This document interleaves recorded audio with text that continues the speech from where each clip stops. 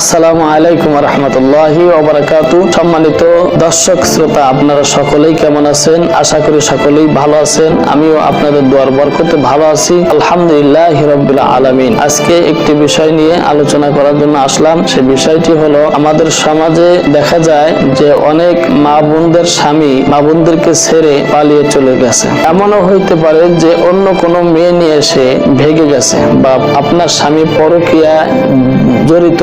আপনার স্বামী আপনার বাড়ি থেকে আপনার বাড়ি থেকে যে চলে গেছে, এই স্বামীকে ফিরিয়ে আনার জন্য আপনাকে যা করতে হবে সেই আমল দিব আজকে। সেই আমলটি আপনি কঠিন ভাবে আপনি একাধারে আপনি 21 দিন পর্যন্ত করবেন। এই আপনার স্বামী যেখানেই থাক, ইনশাআল্লাহ তাআলা আমি আশা করি আপনার স্বামী 21 দিনের মধ্যে ফিরে আসতে বাধ্য থাকবে। যদি আপনার স্বামী মারে এবং আপনাকে কষ্ট দেয়, আপনাকে নির্যাতন করে, নিপীড়ন করে, আপনাকে যদি যারা যন্ত্রণা দেয়, মারধর করে, এই স্বামীকে আপনার পথে আনতে হলে অবশ্যই আপনি 21 দিন পর্যন্ত আমল করবেন। সেই আমলটি হচ্ছে, প্রত্যেকদিন ফজরের নামাজের পর আপনি 41 বার ইস্তেগফার পাঠ করবেন এবং 41 বার দুরূদ শরীফ পড়বেন। 41 বার আপনি এই এসএমটি পাঠ করবেন, বিসমিল্লাহির রহমানির রহিম, ইউহিব্বুনাহুম কাহুব্বিল্লাহ ওয়াল্লাযিনা আমানু আশাদ্দু হুব্বান লিল্লাহ। এটা হচ্ছে একটি এসএম। আরেকটি এসএম আছে, সেটা হচ্ছে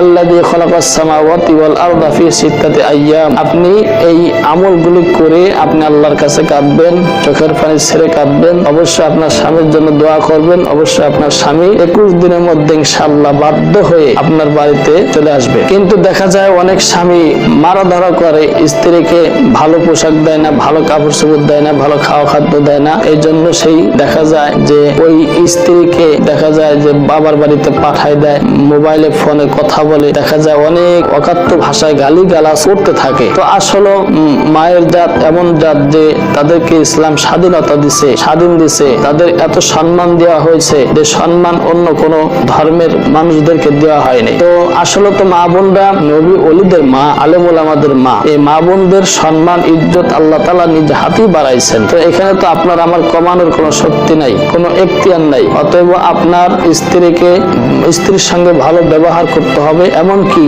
আপনার স্বামীর সঙ্গেও স্ত্রীর ভালো ব্যবহার করতে হবে। তো যাই হোক, যেটা বলতেছি যে আপনার স্বামী যদি বাড়ির থেকে চলে যায়, পাওয়া যাচ্ছে না, খোঁজ খবর নেওয়া যাচ্ছে না, আপনার স্বামীকে অবশ্যই আপনার আওতায় আনার জন্য এই আমলগুলি চালিয়ে যাবেন। এবং আমি আশা করি অবশ্যই ভিডিওটি অবশ্যই ভালো লাগছে, আপনারা সকলের মাঝে শেয়ার করবেন, এমনকি আপনারা আমার চ্যানেলে সাবস্ক্রাইব করবেন। আসসালামু আলাইকুম ওয়া রাহমাতুল্লাহ।